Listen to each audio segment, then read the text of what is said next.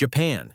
In Japanese, the country is called Nippon or Nihon, meaning origin of the sun. The name came from China in the 7th century when envoys described the islands as being east of the Asian continent, where the sun rises. That's why Japan is still called the land of the rising sun. But the Western name Japan was a linguistic game of telephone. Chinese traders pronounced it Sipan, which was heard by Malay sailors as Japong, then picked up by Portuguese explorers as Japão. By the time it reached English, it became Japan. In other words, the name we use today is the result of centuries of misheard syllables carried across thousands of miles, and it reflects how trade, travel, and translation errors can permanently shape history. Canada. The name Canada is the result of one big misunderstanding. In 1535, French explorer Jacques Cartier heard local St. Lawrence Iroquois people say Kanata, meaning village or settlement. Cartier thought it referred to the whole land. He even wrote it down in his maps and reports, cementing the error. Before long, Canada appeared in European documents as the official name for the vast territory, far bigger than the original Kanata village near modern-day Quebec City.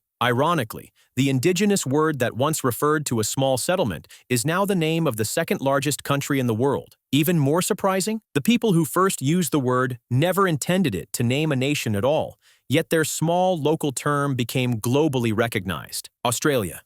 The name Australia comes from the Latin terra australis incognita, unknown southern land. For centuries, European mapmakers believed a massive continent must exist in the far south to balance the landmasses of the north.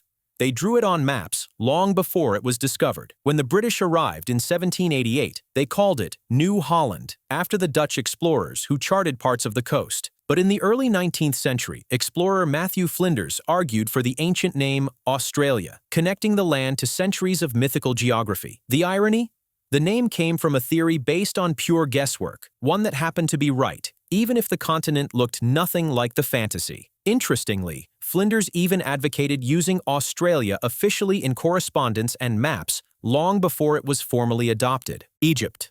The name Egypt comes from the ancient Greek Aegyptos, itself derived from Hikupta, the name of a temple to the god Ptah in the city of Memphis. But Egyptians never called their country that. In ancient times, it was Kemet, meaning black land, a reference to the fertile soil left by the Nile's floods. Over time, as Greeks, Romans, and later Arabs took control, foreign names replaced the native one. Today, in Arabic, Egypt is Mizr or Mazr, while Egypt survives as a relic of ancient mispronunciation. That means the name millions use today is not only foreign, it's based on a single temple that most Egyptians 3,000 years ago probably never even visited.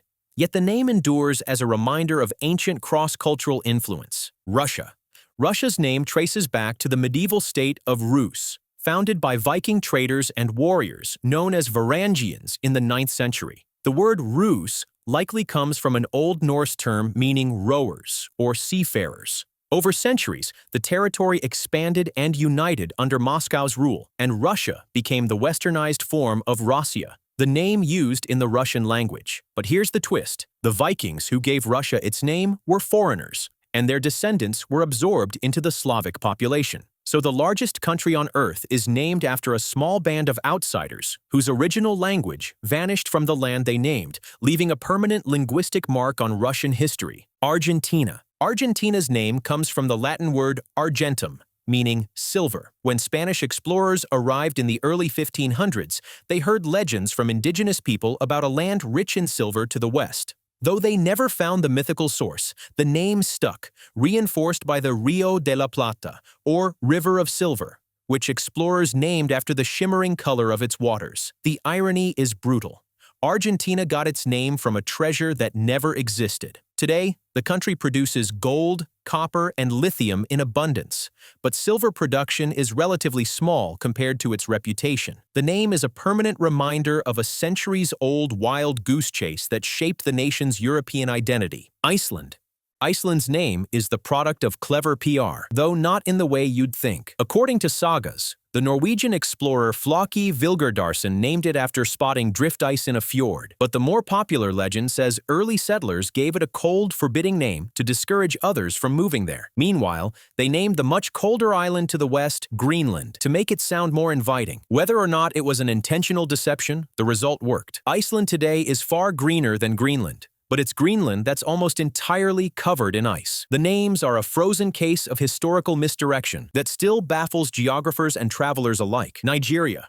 Nigeria's name was invented in 1897 by British journalist Flora Shaw, who would later marry the colonial governor. She suggested naming the territory after the Niger River, the lifeblood of the region's trade and culture. The word Niger itself comes from the Latin for black, likely a reference by early explorers to the river's dark waters or the skin color of the people living along it. In a twist, Nigeria's name was never chosen by its people. It was a colonial branding exercise written in a British newspaper that became permanent when Britain formally merged its northern and southern protectorates in 1914. Today, the name endures as a historical marker of colonial influence over modern national identity. Chile.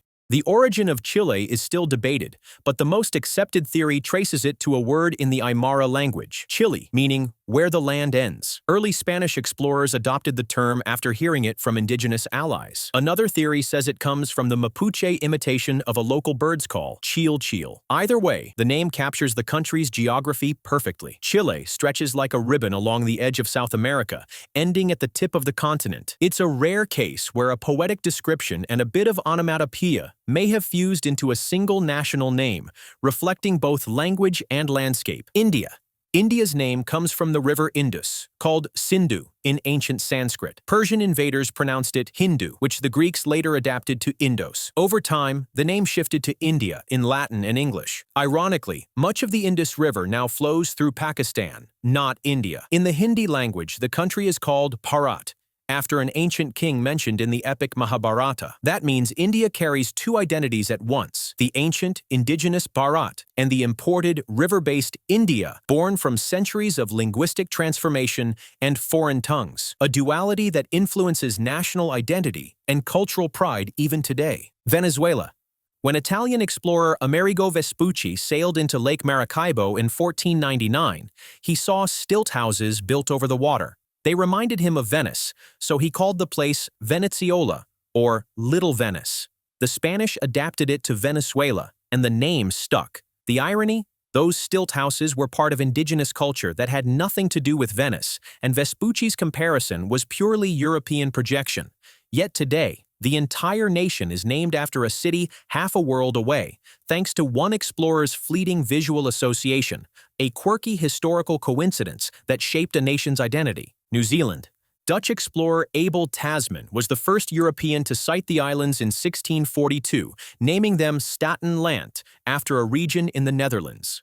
Later, Dutch cartographers renamed it Nova Zeelandia, after Zeeland, a Dutch coastal province. When the British took control, they anglicized it to New Zealand. In the Maori language, however, the name is Aotearoa, often translated as Land of the Long White Cloud.